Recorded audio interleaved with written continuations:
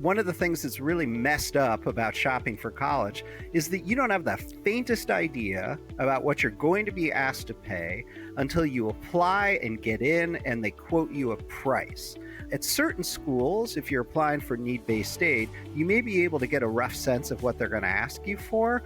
But at all sorts of other schools that are throwing around merit aid, merit scholarships, it's wildly unpredictable. And the price literally could be anywhere between $0 and $400,000 over the course of 4 years. There is a list price for every single school in America, and they have to post it by law. And it's called the cost of attendance. So if you Google the University of North Carolina cost of attendance, it will tell you what the list price is. Think of it like the rack rate for a hotel that like most people don't pay it most of the time. It'll tell you what the price is if you're from Charlotte, and it'll tell you what the price is if you're from Cleveland. It'll give you the in-state price, and it'll give you the out-of-state price. So that's where all this starts, right? So the next thing you got to understand is that most people don't pay the list price. Some people do, and at some places, a lot of people pay the list price. Some of the big tech VC firms there, those places are populated disproportionately by people who went to school at the Caltechs of the world.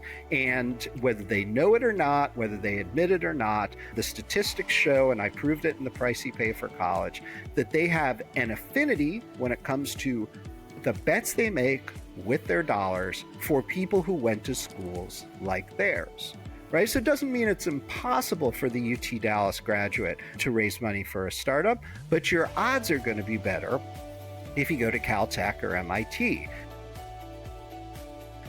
Welcome to Catching Up to FI, a podcast on mindset, money, and life for late starters of any age on their journey to financial independence. I'm Bill, and I'm a late starter. I'm Jackie, and I'm also a late starter, and we're your host. We're here to help you on your journey to financial independence, no matter where you're starting. We're going to talk to experts, other late starters, and explore topics related to our mission.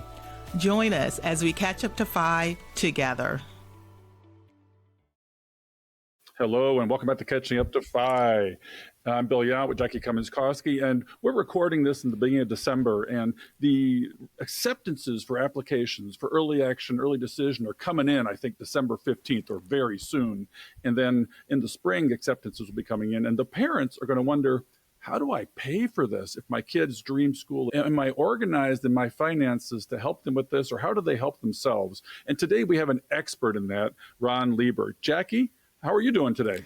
I am doing great, and I know this was an issue when my daughter was in college. Your kids went through college as well, and because we're talking about college, I got on my Augusta State, my alma mater, and you got on your Carolina? Carolina, yes. Go Heels. Yeah. There you go. So we got a great guest today to talk about this very topic, actually the best, Ron Lieber. Ron is the Your Money columnist for the New York Times, and he writes about everything from retirement savings to college tuition to credit reports and taxes. And his beat is beating the system.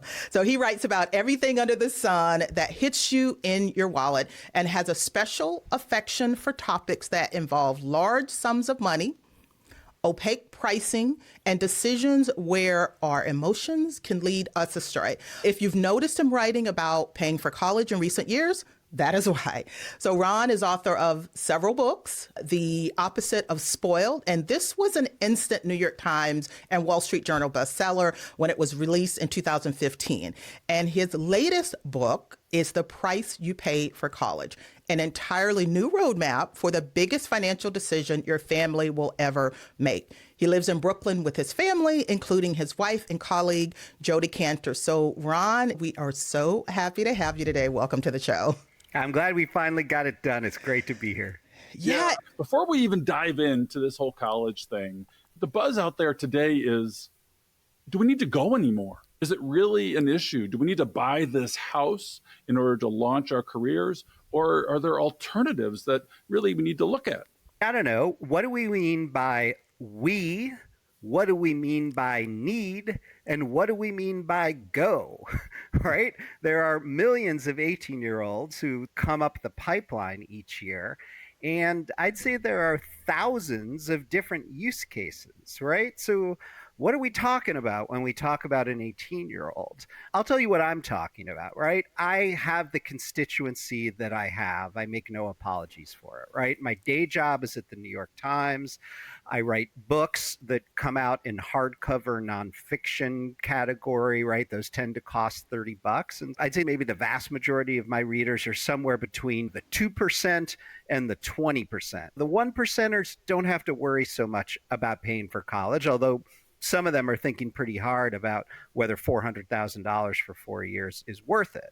That's my constituency. There are people both below the 20% and above the 2% who think about it differently, right? There are all sorts of 1%ers who are inheritors. Maybe they don't want to go to college and maybe they don't have to. There are all sorts of people in the 1% who are going to go into their family's businesses. And maybe the older generation has soured on college and is ordering these 18-year-olds to go to school right away or to go serve in the armed forces because they think that training and that particular form of discipline is what's going to be best to bring them along in the business, right? So who's the we and what's the need? These are not rhetorical questions, and I think they're always worth trying to answer at the outset for any given family that is trying to figure out what the definition of success is for their 18-year-olds and how much is enough.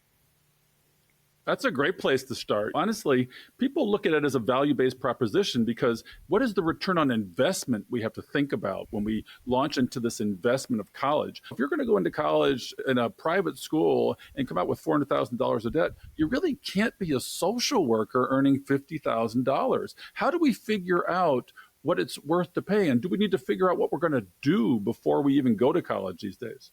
Yeah. So again, how are we defining return and how are we defining investment? Right. So one of the things that's really messed up about shopping for college is that you don't have the faintest idea about what you're going to be asked to pay until you apply and get in and they quote you a price. At certain schools, if you're applying for need-based aid, you may be able to get a rough sense of what they're going to ask you for. But at all sorts of other schools that are throwing around merit aid, merit scholarships, it's wildly unpredictable. And the price literally could be anywhere between $0 and $400,000 over the course of 4 years. So that's the investment, right? Now, what is the return? We have come to anchor the question of return in the world of college based on salaries earned the first year out of school. Why do we do that? That's the most readily available data. And I totally get why that using that data makes sense, right? You're like spending money and then you're going to get out of school and then you're going to earn some money and you want to compare what you spent with what you earned. And maybe you borrowed some money, so you're going to need to earn enough to pay that back. Makes total sense to me. But there are other reasons to go to college. You go to college because you want to blow your brain to bits and put it back together again in a bigger, smarter, better, more finely tuned version of itself. Now, it's hard to measure how much smarter you are getting in 4 years, but it is entirely possible that you are going to get a whole bunch more smarter. So you're trying to get smarter. You're trying to find your people, right? You're trying to find the peers, the friends that are going to lift you on their shoulders and carry you through life. They're going to show up at your wedding. They're going to carry your casket when you die. They're going to be there on LinkedIn. They're going to be there on Instagram. They're going to be there helping you in any number of ways, both personally and professionally. Same thing's true with the grown-ups, right? You are buying a bunch of grown-ups if you're doing it right. You're buying professors. You're buying clergy members on campus. You're buying career counselors. I'm still buddies with the financial aid director at my college 35 years later. These are people who are really going to help you, right? So you're buying that. And then you're also buying a credential that can mean something in the marketplace, not just in terms of money itself, but also in terms of access, opened doors to rooms, institutions, graduate schools, places to work that might not give you a second look if you paid $100,000 for school over here, but because they're snobs and elitists, they might give you more than a second look if you paid $300,000 over there. So it's a lot to think about, right? But return on investment, way more complicated than we usually think it is. So let's look a little behind the scenes. So I think it gets really complicated, right? On paying for college, You've got all these cool tips and tricks. You've done your research. You've written about this for a really long time. So let's talk through, how do people figure out how college is priced and how they can take advantage of it? Because you have some great things in the book that you step us through. So that's the meat of what we want to try to get for our late starters. A lot of us feel like the only way we can help our kids get through school is to pull out of our pocket. But you've got all these merit aid that you can get and things like that. Let's talk through that a little bit, because you're so good at it. Just give us all the behind the scenes. Yeah, before we jump in there, I want to say this is not unlike going to the emergency room. There's a menu without prices there, and you don't know at the end of the day what your care is going to cost. It gets negotiated, renegotiated, discounted, and then the bills finally come, and it can be overwhelming. And college is that way too. It's a menu with no prices until you get your discounts, your scholarships, your merit aid, and that's ass backwards, don't you think? Yeah, so there are a lot of similarities, and I think it starts with the fact that over the course of the last couple of decades, the list price for college and the list price for medical procedures, right? The trajectory of the upward prices on the graph is like this, but inflation is like that, right? So there's an enormous gap between these two lines. And then there is the opacity, right? The unpredictability with both of those. And so I totally get why the comparison is apt. Also, it's a whole lot of money, right? Just like the numbers are high, and it's really freaking important, albeit for different reasons, right? You don't want to die. You don't want to be 22 and not have a job. Both these things are important, right? I guess for starters, one of the most important things to understand is that there is a list price for every single school in America, and they have to post it by law. And it's called the cost of attendance.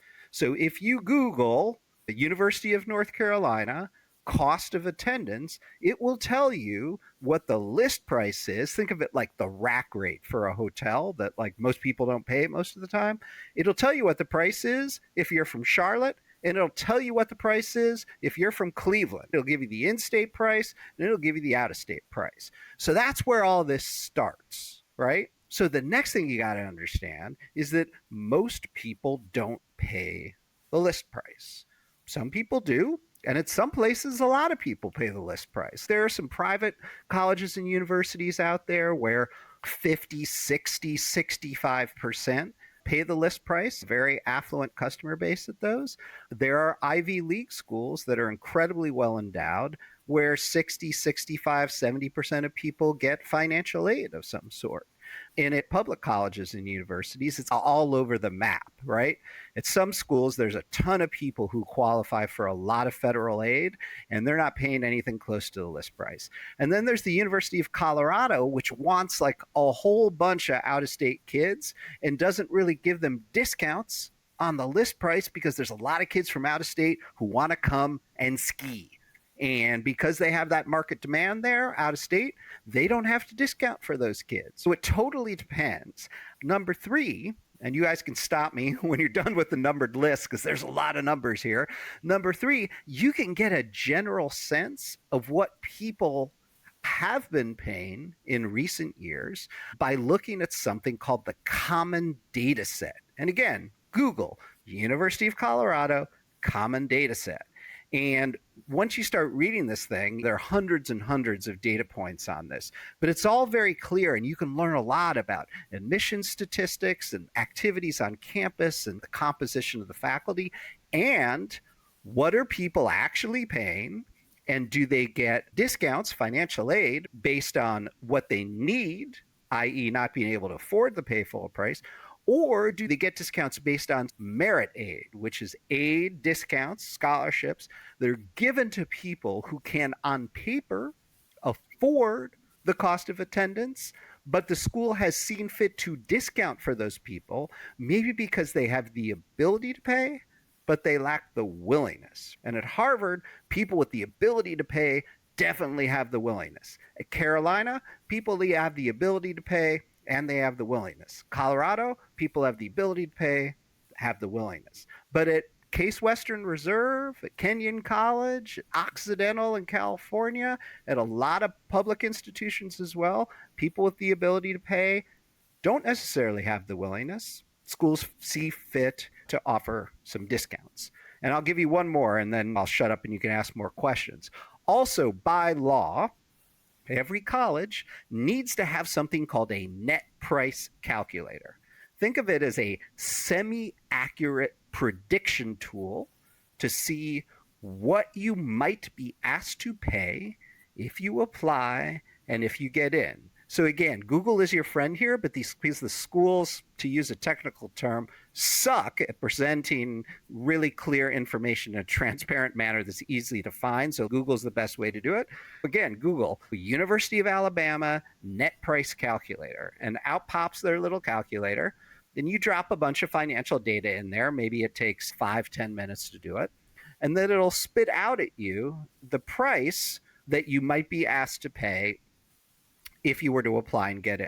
So of course, this stuff is not guaranteed, but it's not like a guaranteed price quote, but it is better than nothing, and it is worth doing as an exercise. On the topic of things that are hard on purpose, that they don't make easier and the schools actually fight against, there is no universal net price calculator where you can put the numbers in once and get a prediction for every school, at least not one that the schools sponsor. A company called Niche just introduced something akin to that. I like that tool. I wrote about it in the Times a month or so ago. That's not a bad place to start either, to cross-check your work with the net price calculators. I have only just begun here. Remember, we talked about complexity at the start, but I'm going to take a deep breath and you guys can ask some more questions.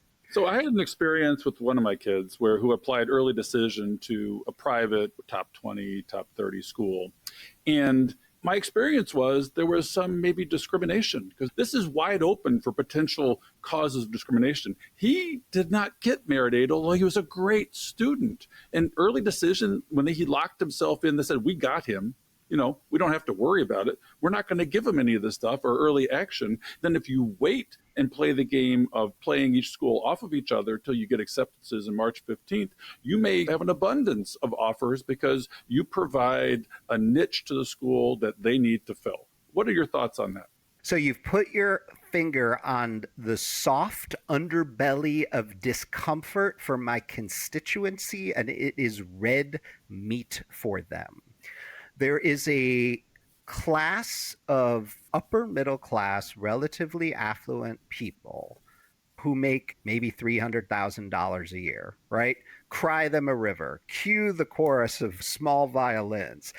But in order to get kids to the point where they can take their shot at the 50 or 100 most popular schools in the United States and have a chance of getting in, you've got to invest a whole bunch of money in those kids, right? You got to live in a place that has really good public schools, or you got to live in a place that's maybe cheaper, but you're sending your kids to private schools. You got to pay the real estate taxes. You send them to camp or after school activities. Maybe you get them some tutors, right? And you're doing all the other stuff you have to do to keep the lights on in your life. It's not going to be easy, particularly if you spent your first 10 or 15 years of your career scraping to get to the point where you could be on a trajectory to earn $300,000 10 years after that, right? You're not going to have a big pile of college savings. Maybe you've done okay with retirement savings, probably not going to have six figures per kid, right? So $300,000, you're not going to qualify for much need-based aid, right? So again, cue the chorus of small violins. Not a bad spot to be in, but you're not going to be able to write a $400,000 check for an undergraduate education. You may not want to borrow, right? So you're knocking on the door of senior year in high school, and you're like, I'm not going to be able to afford full price, but my kid is being told that if they don't apply early, their odds of getting in are lower. And so what am I supposed to do here? Because if the kid does apply early, maybe the school won't give them as much aid.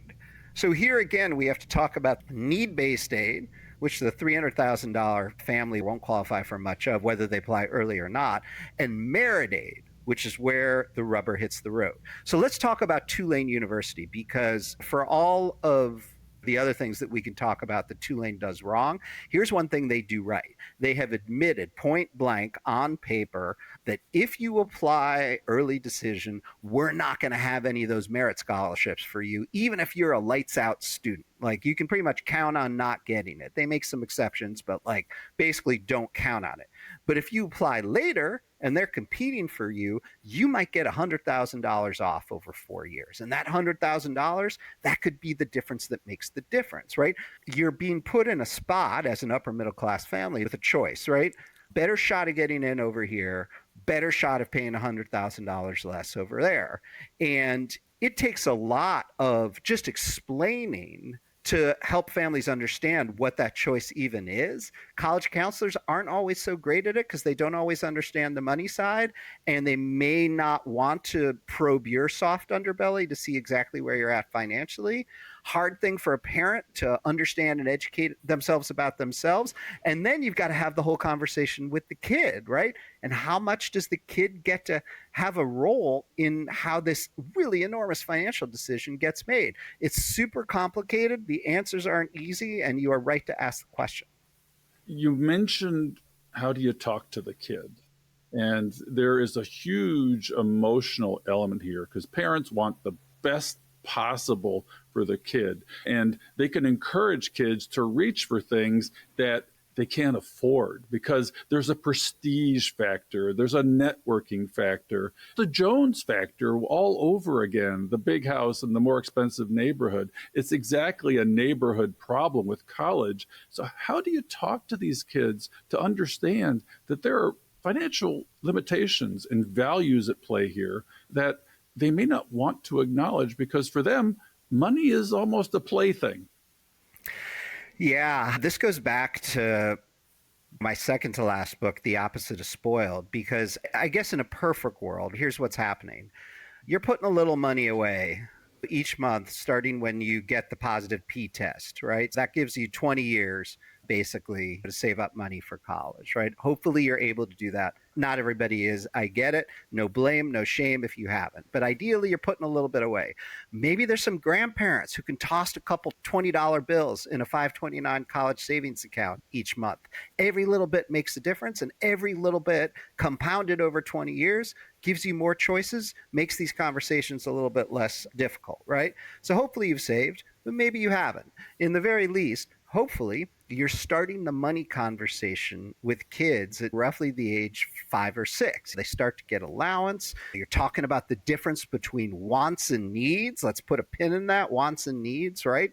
And they are making ever bigger decisions. They're making 2-figure decisions about whether to buy some Labubu or whatever the thing of the moment is that's gone viral. Then maybe they're making 3-digit decisions about whether to get like the fancy headphones or the not fancy headphones. And then maybe they're making 4-digit decisions about whether to get the new iPhone or whether to take a 3 generations old smartphone that costs a couple $100. Then they're 16 and maybe they're helping you with 5-figure decisions about whether they ought to have a car or not if you live someplace where they need to drive or you need them to schlep their siblings around. And once they've been trained on that and it's time to make a 6-figure decision about college, they have a basic understanding of value. And then you're dealing with wants and needs, right? What is the need for a residential undergraduate education, assuming you're not commuting?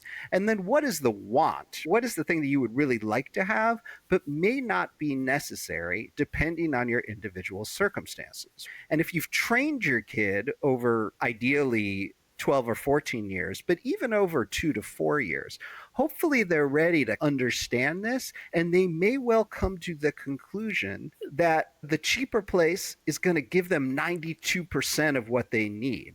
Now, there may be a situation where the cheaper place is only going to give them 52% of what they feel like they actually need to achieve a goal that is like rock solid and they're certain about. So again, it depends on the family, but this is a journey, right? This isn't something that just happens junior or senior year. And hopefully you're on that journey, you can get on the journey, which will make the explanation of this easier come junior year and will make the conversations in the family less trenchant and less emotionally problematic. I am so excited to announce our new partnership at Catching Up to Fi with MONARCH. MONARCH is a comprehensive financial tool to monitor your financial health and life. I have been using MONARCH for 3 years to track my spending, net worth, budget, savings goals, and more. I am not a spreadsheet nerd, and without MONARCH's robust, intuitive tools and user interface, this process would have seemed impossible.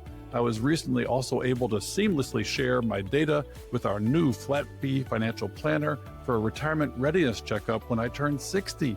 He uses MONARCH with all of his clients. After our analysis, I was shocked to find out that we were financially independent 3 years before I thought we would be.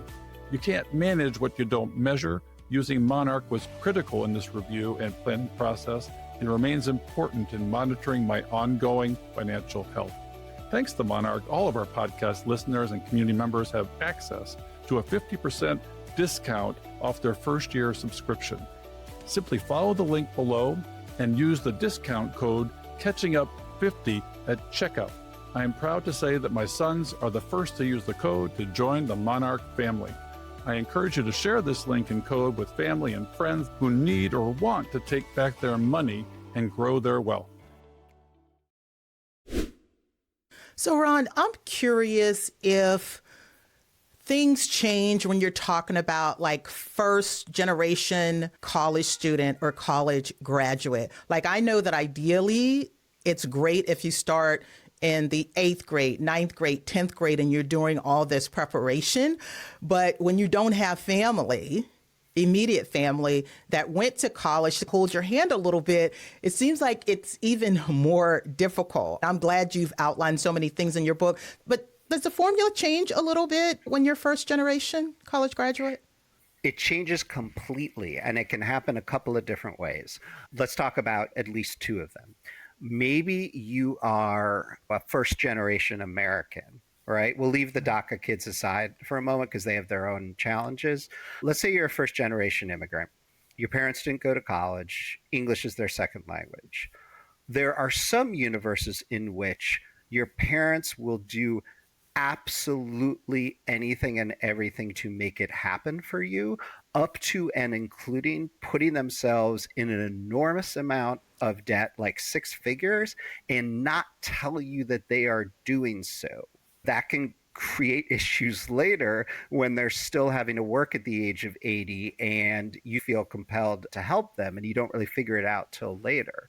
It's asking a lot of a 16-year-old first-gen kid to interrogate their self-sacrificing parents about what they're doing or intending to do. That's a tough spot to be in. I'd say the second scenario, which is more common, is that the parents or the parent is doing the best that they can. They don't know much about the system. They don't have the desire or the capacity to borrow. And the kid is on their own, right? And the first thing to do is to just fight your way to a grown-up in the community who knows more about this than you, who knows more about this than your parents, and can help you out. And basically get in that person's face and make yourself that person's like number one client. And now it's totally possible that you don't have that person. And then the way it works in that situation is that you tell yourself this story, which can be true if you're determined. I am going to go to community college. There are incredibly dedicated teachers at community college. Community college is inexpensive, and I probably qualify for a Pell Grant, so it may be free.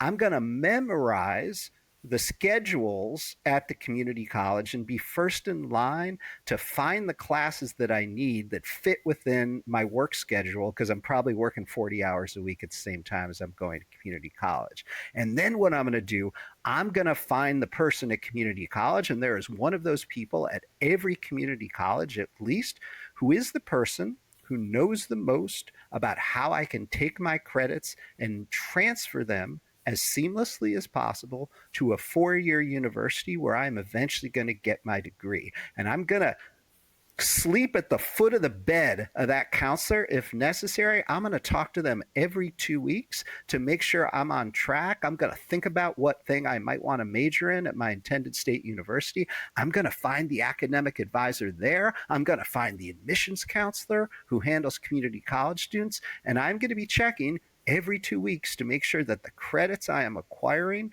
are going to transfer over to that university. Then I'm going to go to that university.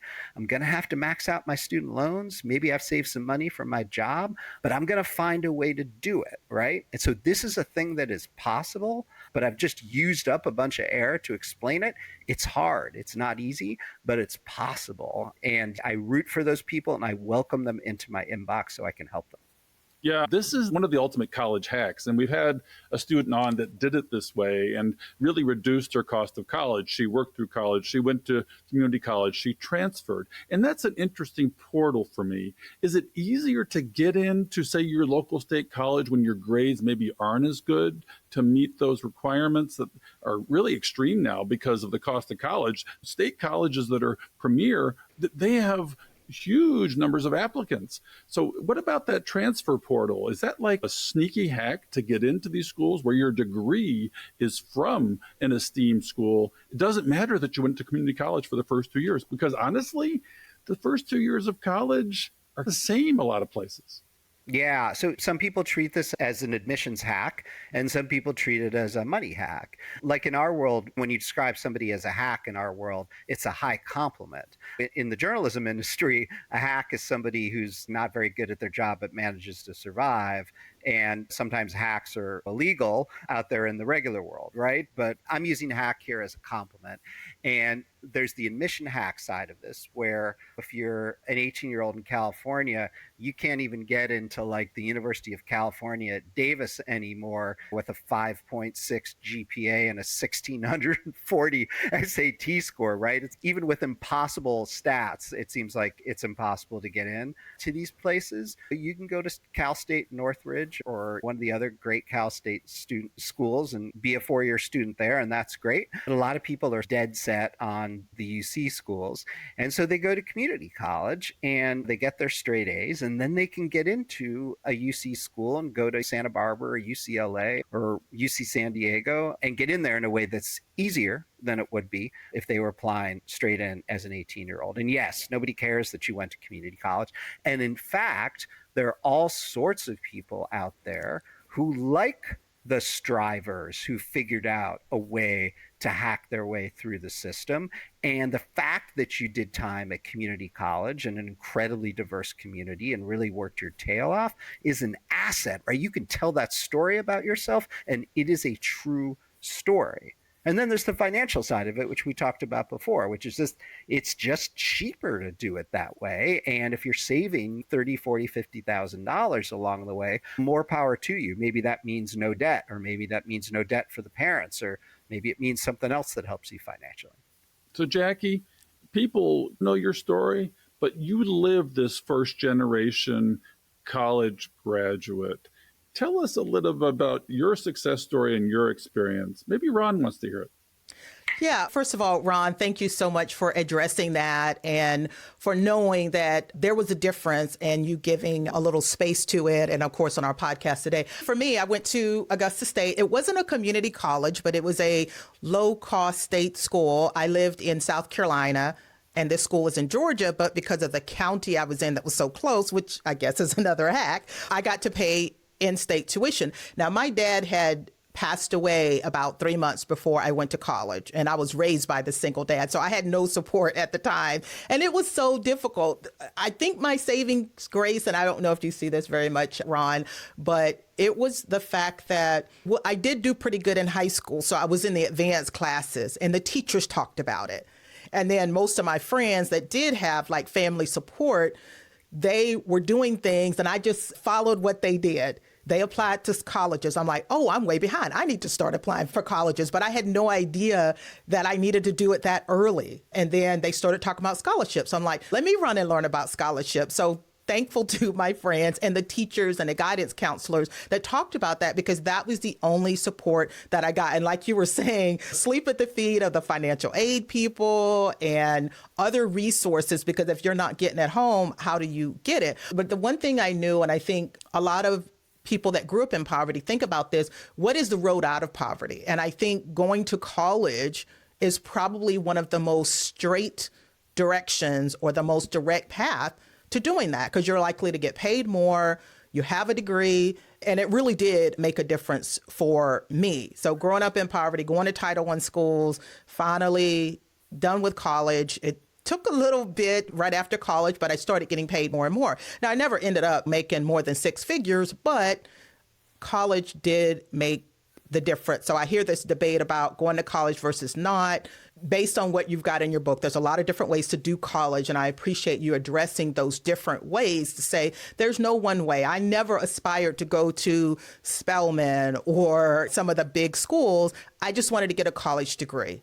And starting there was very helpful to me. But that's how I got through it. And so I have a slightly different lens than Bill, and that's where we have a lot of really good conversations. But that's my college story. Yeah, no, I'm glad you brought that up, because if you look at the demographics of the people who are shouting from the rooftops that college is worthless and you don't need to go to college.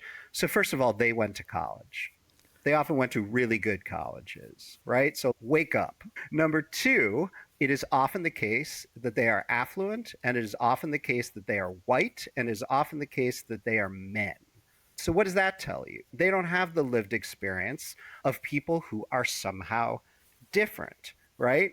And it's easy to say that, oh, you should just start a business, or, oh, you're not going to go to college because you're going to work in your family company, or somebody in your community will help you out. That's all great if you've got the network of people with money who can help you, or if you're not going to be discriminated against on the basis of the gender or the color of your skin or your sexuality or something else, right? But not everybody has that luck. And so what are you going to do about it if you're 18? And chances are the thing that's going to help you the most is going to school, right? Getting that credential and making those connections.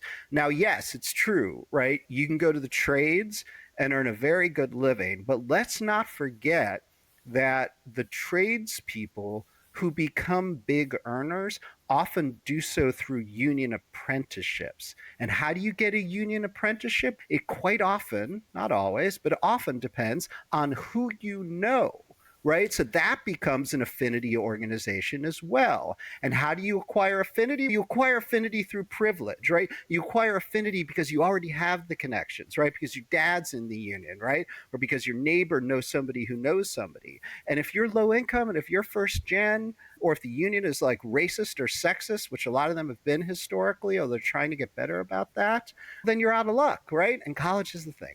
The problem, too, is it's created so much competition in high school and pressure. We got social media pounded on top of that. Kids have to be rock stars and not sleep to do all these things. And some are just trying to get through, and they're working jobs and paying for things or even helping their family out. And I think working a job in high school is a critical life skill. I think some schools require social outreach. You got to give of your time. But I think learning money by learning a job is really critical. And the other problem with migrating into schools, let alone financial education, is I don't know that colleges these days still get it, that kids need real life skills. And sometimes the internships that you do in the summers are the critical things that launch you into adulthood. When are colleges going to wake up to this? Northeastern, for example, has an internship-based school where you go out into the world to learn as you're doing your academic. Yeah, this is one of the best critiques going of undergraduate education, and it's why the no college movement has traction. It's because the schools themselves are not that great about getting teenagers on a career track. And the undergraduate business schools or physical therapy schools or nursing schools, they do a decent job. There's also a lot of kids who are clueless. And by the way, I treat cluelessness not as a pejorative, but almost as an entitlement, right? When did we suddenly expect that 17 and 18-year-olds were going to know what the hell they wanted to do with their lives? It's such an idiotic idea. We're railroading them into stuff where, sure, some kids are sure and good for them that they have the maturity or they found the thing that they're passionate about and it really is going to be their life's work. But a lot of the kids that we railroad are just like picking a thing because they think they're supposed to, and then they find out that they hate it, and then they can't transfer out of the whatever school as an undergraduate, and everything gets all messed up in their life. So it's interesting that you point out Northeastern. Northeastern occupies a fascinating part of the marketplace right now, where they have built their brand around that undergraduate cooperative program.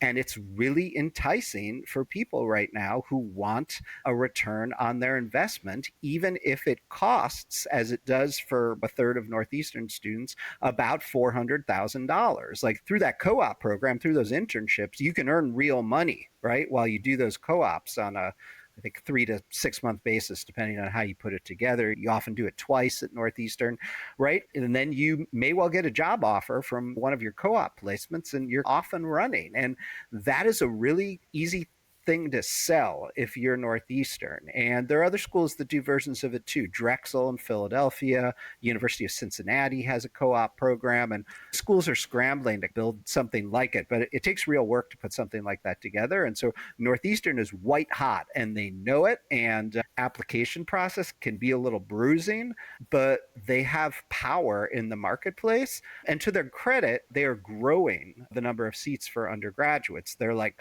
buying up troubled schools in other parts of the country and the world, and so shipping their first year students off there and rotating kids in and out of the Boston campus. They are very savvy operators there. Yeah, so I love that we dug into some of these emotional sides, some of these big picture things when it comes to college.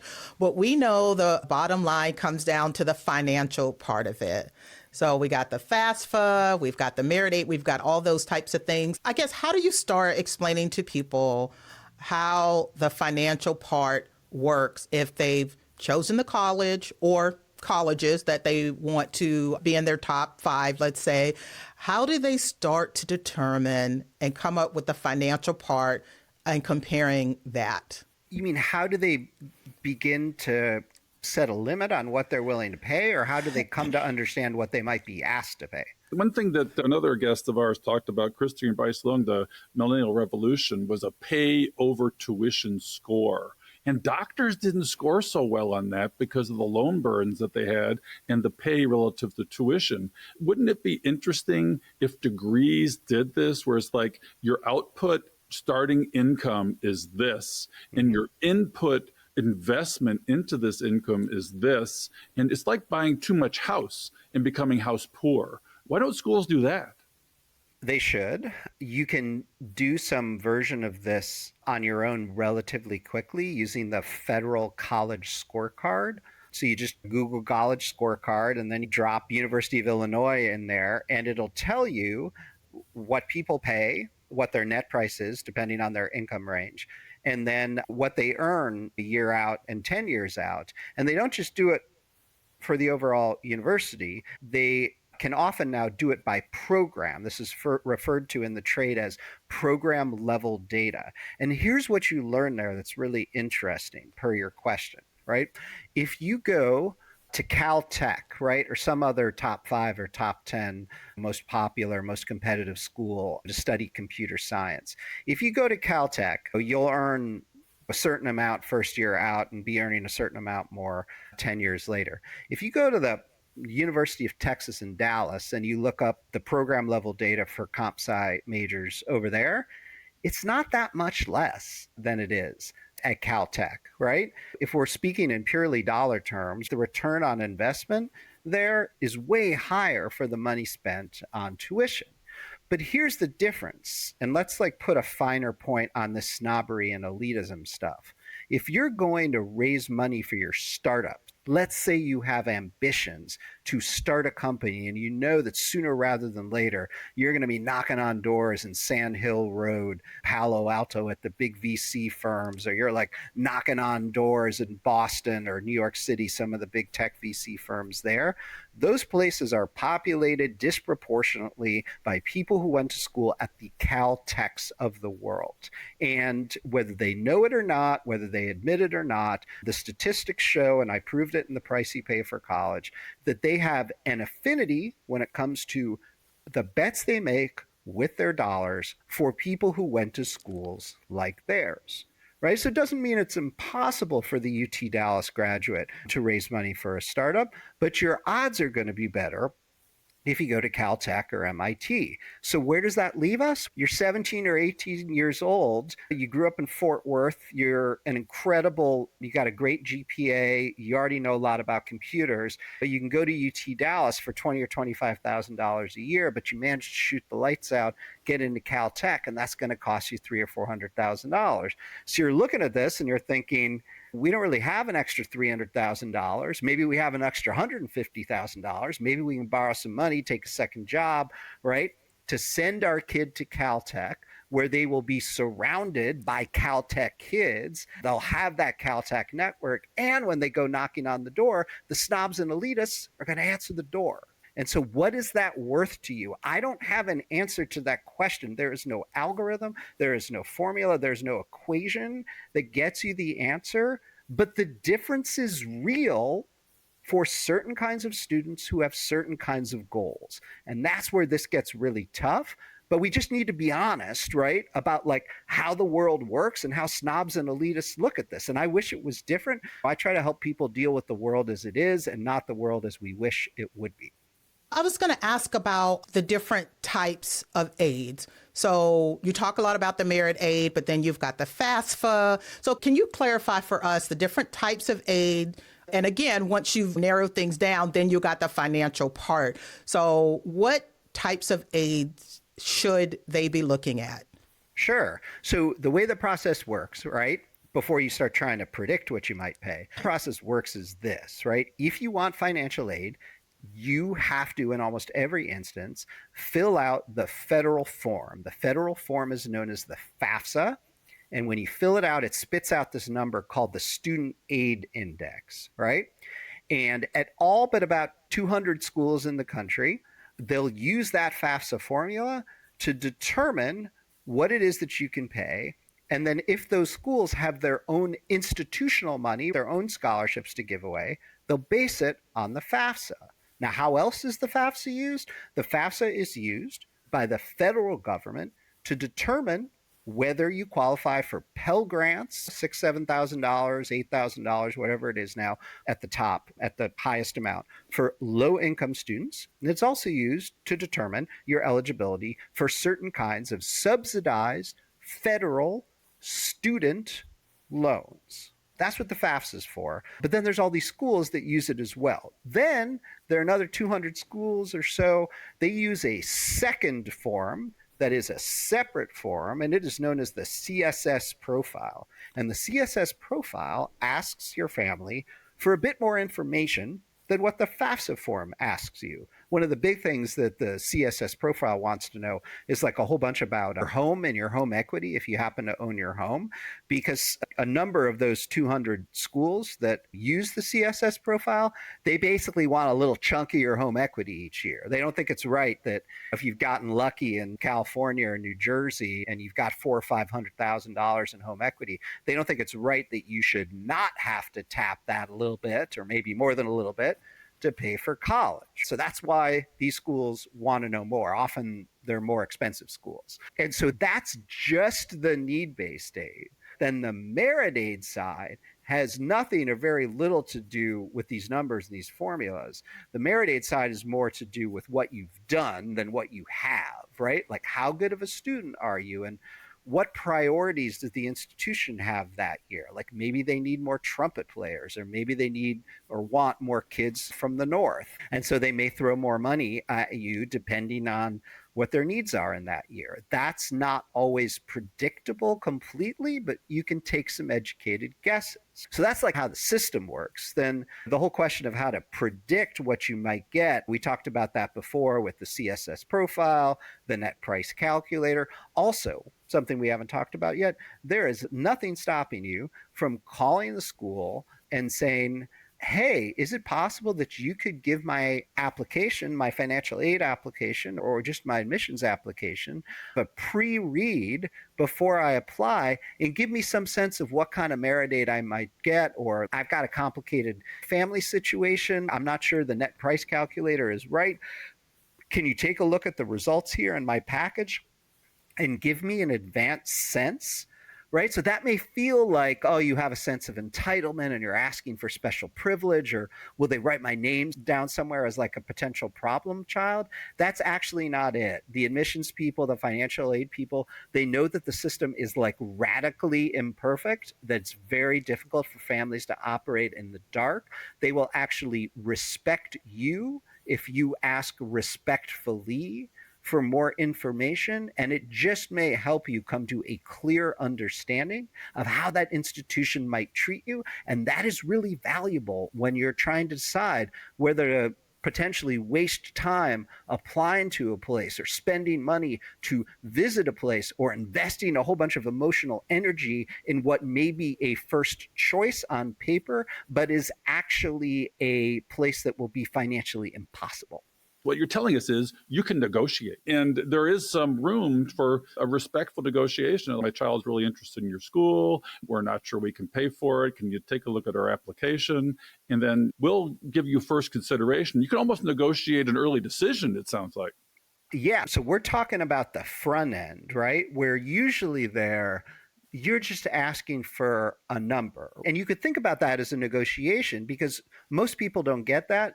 Most people don't even think to ask for it, right? But if you're armed, and I use that word deliberately, slightly militarily, but not completely, right? If you are armed with a number up front, that is power, right? It's power to figure out whether this place is going to work for you.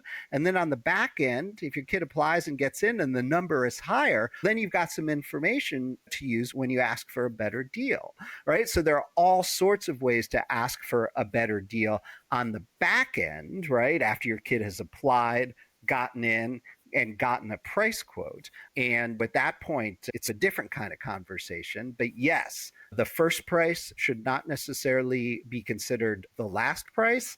And you lose nothing by asking for more and asking for help. You lose absolutely nothing as long as you're respectful about it.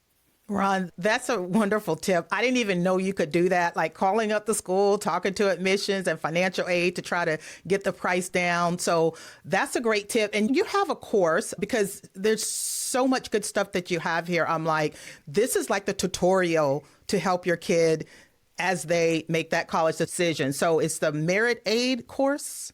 Yeah. So basically, after The Price You Pay for College came out, I had a chunky 10, 15, 20 pages in there about this like merit aid discounting system and how it worked. And I kept hearing from readers who would track me down through my website or, send a note to the Times and just being like, hey, Ron, like I really could have used 50 pages instead of 15 pages. And here's my list of 12 questions, and here's my 18 schools, and can you help me sort this out?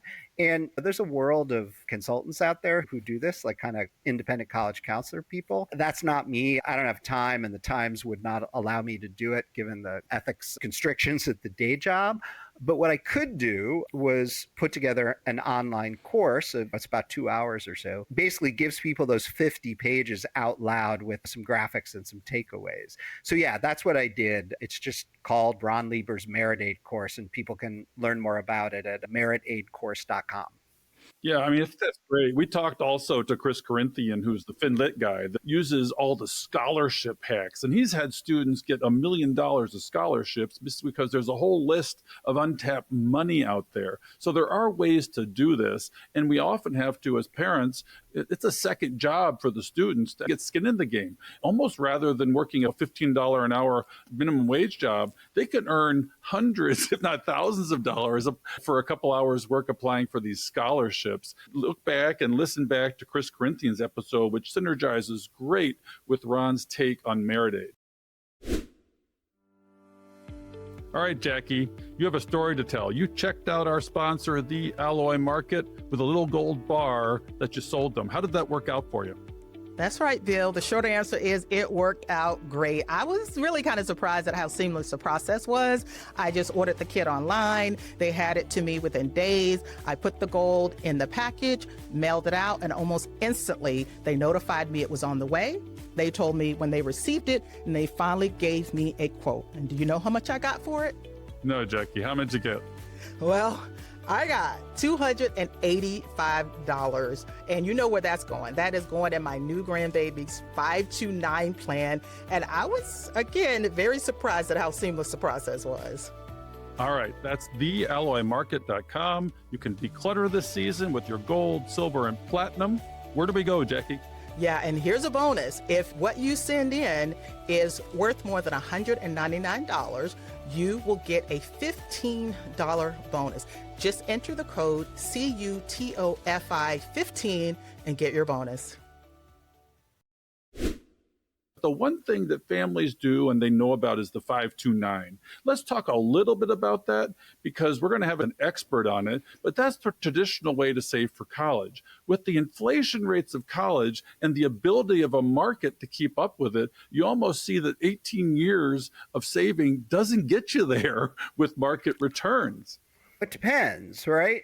You could think about it this way, right? So again, 529 plans, every state has one. There are historical reasons for the stupidity of having 75 or 100 counts in this country when really we could just have one. But again, that's the situation we live in. We can't fix it, right? So just about every state has one or two of these things. Hopefully your state offers some sort of state income tax break. When you put the money in, I live in New York, we get a $10,000 tax break if we can manage to put 10 grand away each year. Most people can't, as with most tax breaks in this country, although not all. Let me temper that. As with many tax breaks, they benefit the affluent more than the non-affluent, right? So if you can save 10 grand, you get a $10,000 tax break. And if you can save 10 grand, you're usually in a higher tax bracket. So that tax break is worth more to you in terms of income taxes not paid, right? So in New York, it's 10 grand. It's that amount or sometimes a little less other places, right? So that's the state tax side. The advantage on the federal tax side is that the money grows, hopefully, over time, maybe 20 years if you started when you get the positive P-test. And then when you take that money out for college education, you do not pay any federal taxes on the growth of the money. So if you manage to save early and often and you get a couple market updrafts like we've had the last 20 years, you've achieved tens of thousands of dollars in tax savings. It's a pretty good deal. And so how much can that savings be worth it to you? I think about it this way in terms of just creating relatively modest expectations. Let's just talk about one kid to make the math simple. And let's say the college is going to cost 100 grand, again, to keep the math simple.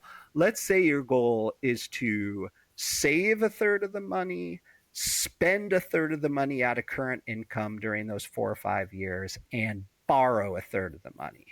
So all you need to save is $33,000 for that kid.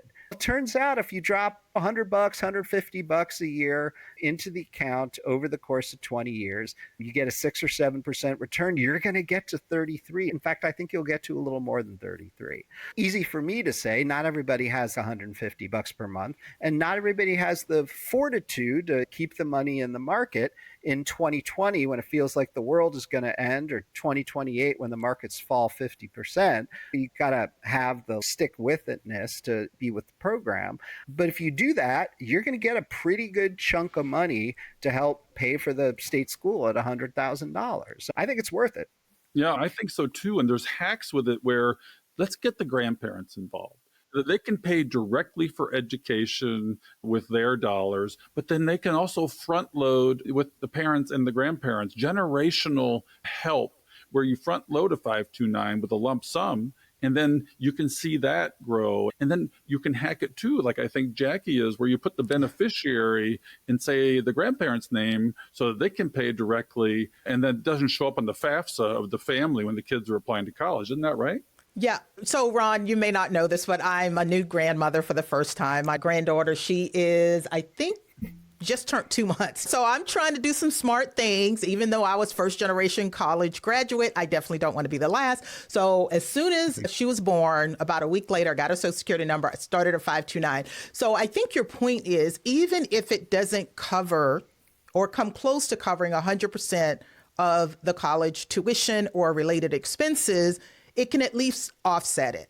And that's what I'm looking at doing. So whatever I'm saving, hey, it's not going to pay for it all, but it will help. And I myself was saving in a 529 for my daughter. And it seems like the federal government likes 529s because they keep enhancing it with all these different features. And the bill that passed this summer, that seemed to be helpful. So I like your take on 529s. Yeah, even just a crisp, clean $20 bill, you turn it into a paper airplane, you toss it as a grandparent into the 529 account, thousands of dollars 20 years later. That's a difference maker. It makes a difference. Here's another one. I just figured this out for myself. My undergraduate kid has started to be a real earner.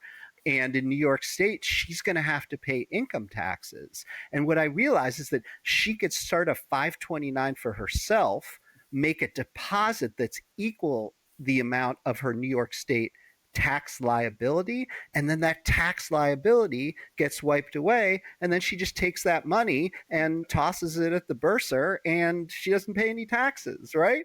America. That's a great hack. And then wouldn't it be nice if you could put these in pre-tax, like an HSA? What things would you like to see?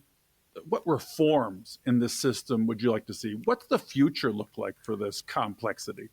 Oh, because I'm somebody who likes to blow stuff up and see what happens. For all of the belly aching that exists out in the world, and I don't exactly mean that as a pejorative, but maybe a little, for all the belly aching that exists in the world about the cost of residential undergraduate education, we forget about the residential part, right? Like, people need to live somewhere. When they're in college, they need to eat. That's into the 5 figures of expenses. We as parents demand, in many cases, that these kids live in the manner to which they have become accustomed. The standard of living in the United States, money aside, just keeps going up because phones get cheaper and bedding gets better and air conditioning becomes like a must-have, and it's just lifestyle creep, right? And professors cost money. They're highly educated. We demand better career counselors and computer networks, and all this stuff costs money, right?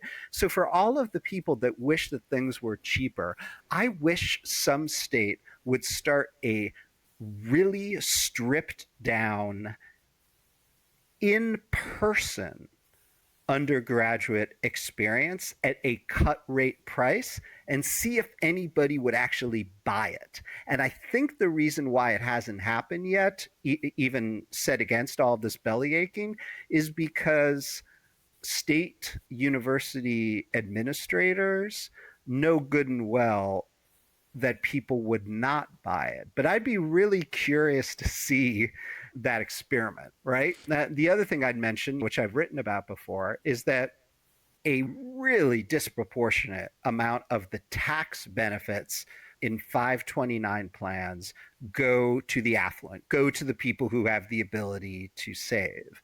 So what if we were to invert that, right? And take all that money and kind of spread it around to the people who need it the most, for whom Pell Grants at $7,500, $8,000 a year simply do not cover living expenses and often don't cover all of tuition, right? What if we did that? Then how would things look? We're nowhere close to either of those things happening. Since you asked, I thought I'd toss them out there. I love you thinking on those, Ron. So I think one of the takeaways for our audience with this 529 conversation is, or ChatGPT or whatever you do, take a look at your state, their 529, and if they offer a tax deduction. Now, New York is great at $10,000. For Ohio, it's only $4,000. And Bill, I think in Tennessee, there's no state income tax, so you don't worry about that at all. Thinking about the state-specific 529s, I'm curious, are there any typically state incentives to maybe have students go to school within that state? Like, I'm thinking about, like, Georgia has something called I think it's the Hope Grant or something like that. Because I would think that they would want to try to keep the kids in state if they possibly can. Yes, there are some. Not only are there special scholarships, the Hope one in Georgia is one of the best examples. Florida's got one, there are a few others. So that's like free money in exchange for being a good student or maybe some other qualifications. Then there are 529 plans that are state specific.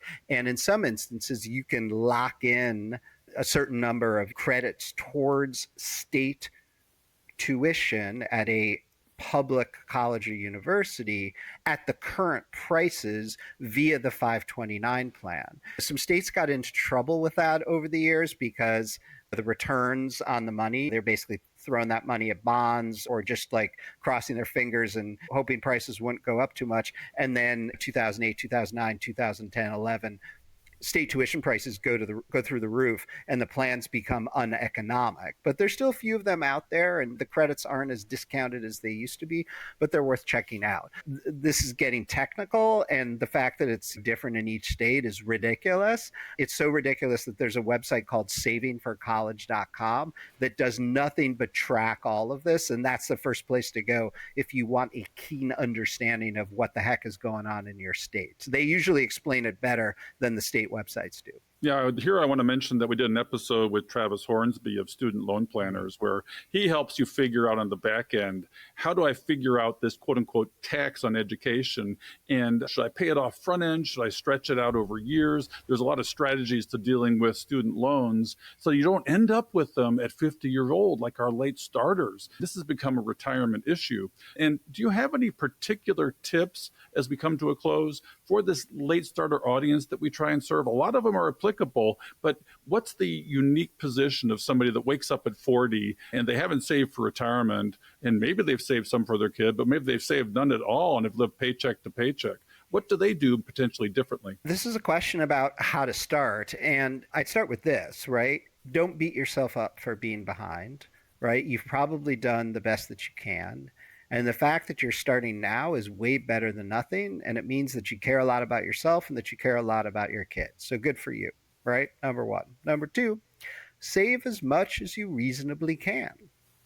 It's different for every person, but anything is better than nothing. And a little more each month or a big chunk out of your next raise is worth a lot to you over time, given whatever amount of time that you have. Very quickly, you get to the question, if you're lucky enough to have anything left over to save, is to like how to divide that savings between me and my spouse, if I've got one of those, and my kid, for whom education is going to be important, and maybe you'd rather not have the kid bear the full burden of that. And so essentially you're making the choice between saving for college and saving for retirement. That's a tough choice. Standard issue financial advice says pay yourself first. I don't find that emotionally resonant. The inverse is true emotionally for a lot of parents, right? We will do nearly anything and sacrifice nearly anything to help our kids' dreams come true and to shoot them off into the world at like the highest possible angle up, right? So that they're achieving exit velocity of the sort that maybe we were not able to do for any number of reasons ourselves a generation ago, or our parents were not able to do for them, right? It is our greatest joy if we are able to do that for our kids to any extent. The question you have to ask yourself, I think in that instance, is how much sacrifice am I willing to make for myself?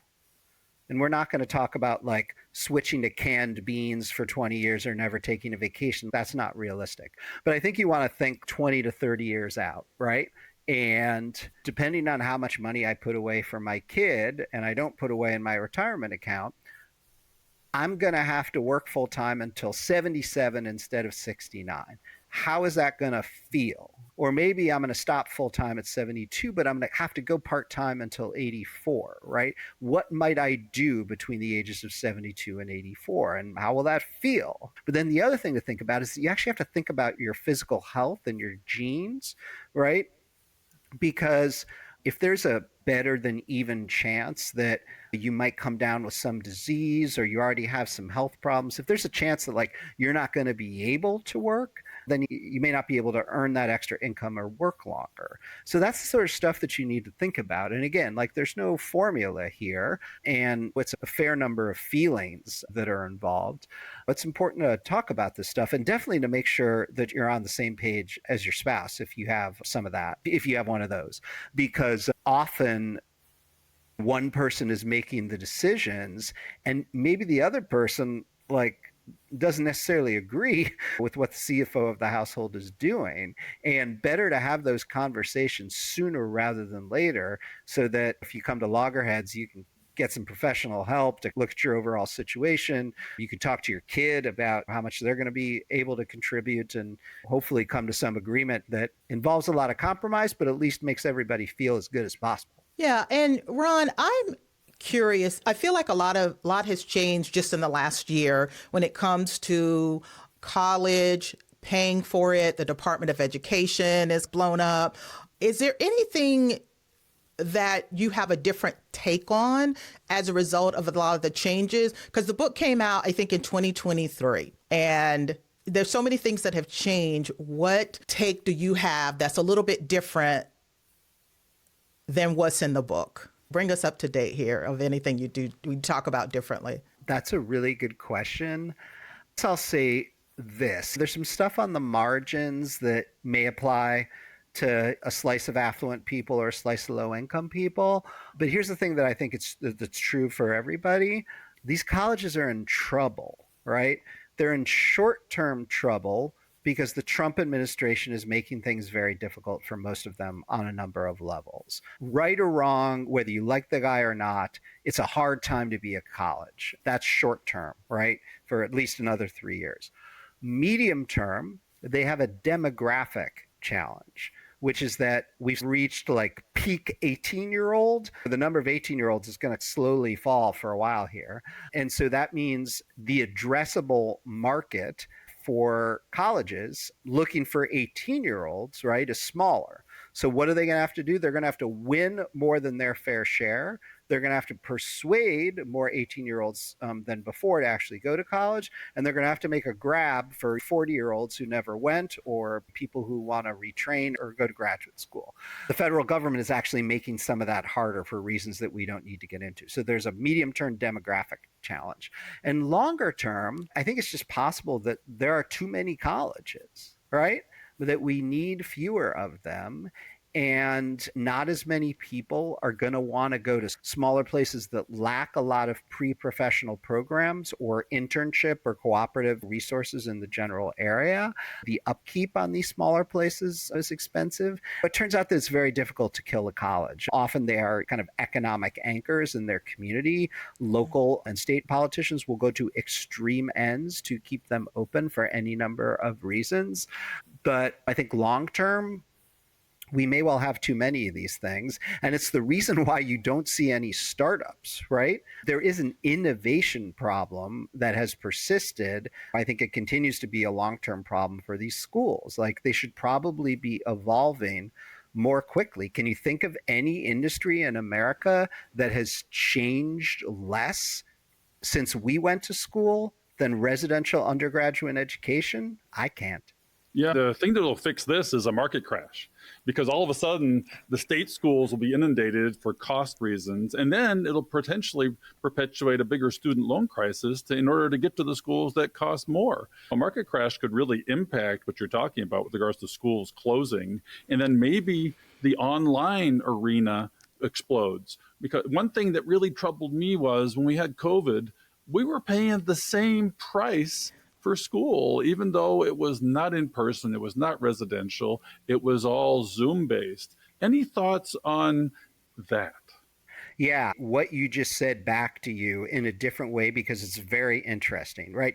You mentioned the possibility of a market crash, and where I thought you were going there with this idea that it was an idea that like higher education is a bubble, right? You were talking about, I think, is a stock market crash, Correct, right? correct. You were talking about a crash, and I thought where you were going was this idea that higher education is a bubble, which I'm not sure it is. But what you were actually talking about is a stock market crash, which has its own impacts, right? But this notion, you started your question with this idea that we all paid the same thing, right? And we did. We did so willingly. Most of us did, right? Some kids took gap years, and a lot of people complained. Few schools cut tuition by 5%. But here's what happened here that makes me think that, like, a crash isn't as much of a correction in higher education as you may think, right? Summer 2020, fall of 2020, all of these schools decide, hey, we're just going to open our doors here, and we are going to very deliberately, on purpose, by necessity, provide for you a radically different and less valuable experience, right? Because you're going to be on Zoom, or you're not going to be able to meet with your professors. You're not going to be able to go to parties. So, like, all the kinship goes out the window. You're going to be on Zoom, which means you're probably not going to learn as much and engage as much with your classmates. The credential may still be worth something, but we're going to provide a less valuable experience and service for you, and we're going to charge you the same thing. That is ridiculous in theory, and it shouldn't work. Yet, people came running back to sign up to pay the same amount for that deeply compromised experience. So what does that tell us? I think what it tells us is that the middle class and above treat residential undergraduate education as a kind of necessity, and kids have come to see it as a kind of entitlement, not because they're entitled in a negative way, just because that's the thing that you do when you're 18 and you come from a certain socioeconomic class or a certain kind of community and above. So people willingly went running back to a deeply compromised experience. So what does that tell us about what a stock market crash might do? Maybe less than we think. What does that tell us about whether higher education is a bubble? I think it tells us that it's not a bubble. Oh, okay. Then let's close here, because the elephant in the room, and maybe you have 1, 2, or 3 solutions, is the student loan crisis.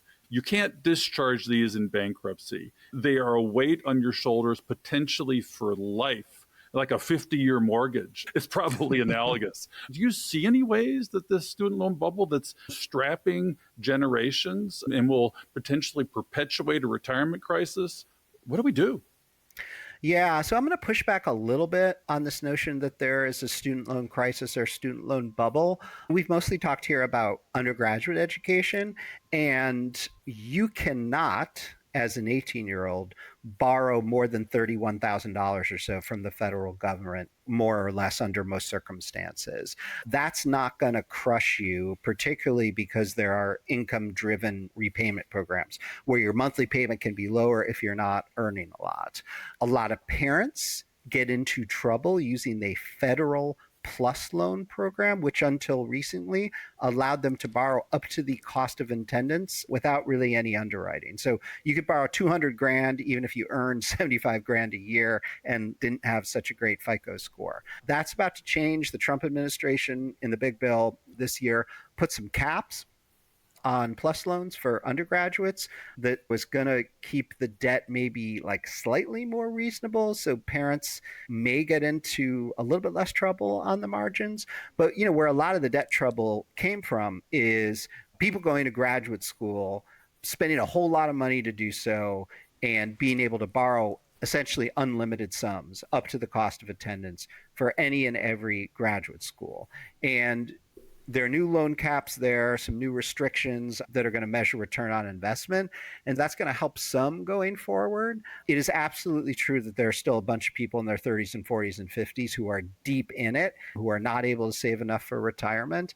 And I think the way that may come back to bite us is through a measurable increase in people in their 70s and 80s and 90s 20 or 30 years from now who just can't make ends meet. And at some point there will need to be a public policy solution for those folks. But we have just proven in the last year or two that for the foreseeable future, we do not have the political will, and that presidents may not have the executive power to wipe away large amounts of debt in one fell swoop. The problem, even if it isn't a crisis or a bubble, is not going away for the people who already have the debt, even if certain public policy changes that we just made might keep some people from getting into as much trouble as people have in the past. That's a great answer. We could talk about this for hours. Do you have any final thoughts or questions for Ron to wrap this up today? And we'll just have to bring him back because this is a changing economy in the school or education environment. And this is one we got to revisit from time to time. Yeah, I just want to say this was so eye-opening. So to our listeners, if you have a kid that's approaching college, if you yourself is going back to college and you like this conversation today, Ron's book is The Price You Pay for College. And then we will also drop a link to the course. I think it is an absolute game changer. And I wish I had it when I was younger because I didn't have any home resources. So that's how I want to leave it. And Ron, it's been an absolute pleasure. We ran into each other at the Bogleheads conference a couple of months ago, and it was great. We were sitting at the same table. So I'm like, hey, are you ready to come on the show? We finally got you on, and this was, like I said, just a complete eye-opener. I think our audience got a lot from it, and thank you for joining us today. Yeah, our message to everybody is it's never too late to start, and it's always the right time to catch up to FI. Ron, thanks a ton. We'll see you next time on Catching Up to FI. Thank you. So, Bill, as you know, we cannot do this show without our amazing staff and the people that help us put this on. And our editor is Fritz Brizard. We love them and they keep us going. Yeah, Jackie, I mean, this show wouldn't have the quality it has without our folks, our peeps. And we'd also like to give you a few calls to action for the show. We love our community and we hope you love us back. If you would like to support the show and our mission to help late starters, you can do that at Buy Me a Coffee, which is a platform that allows you to make a donation. The link is in the show notes and on the website. Check out the show notes for resources mentioned in today's show. Also, head on over to our website at catchinguptofi.com and check out our vetted resources, partners, and affiliates for discounts and their services because we love sharing great deals. Please share the show with others and head on over to our Facebook community to help us grow. If you prefer video, head on over to YouTube and watch the show there. We hope you've enjoyed this episode of Catching Up to FI. We would appreciate it if you could also leave us a 5-star review to help our message reach others. And while we are financial educators that love to teach, remember that our content is for general education and information purposes only. We are not providing financial, legal, or tax advice. Always do your own research or consult a professional before making important decisions. So, Jackie, we'll see our audience next time on Catching Up to FI. Cheers.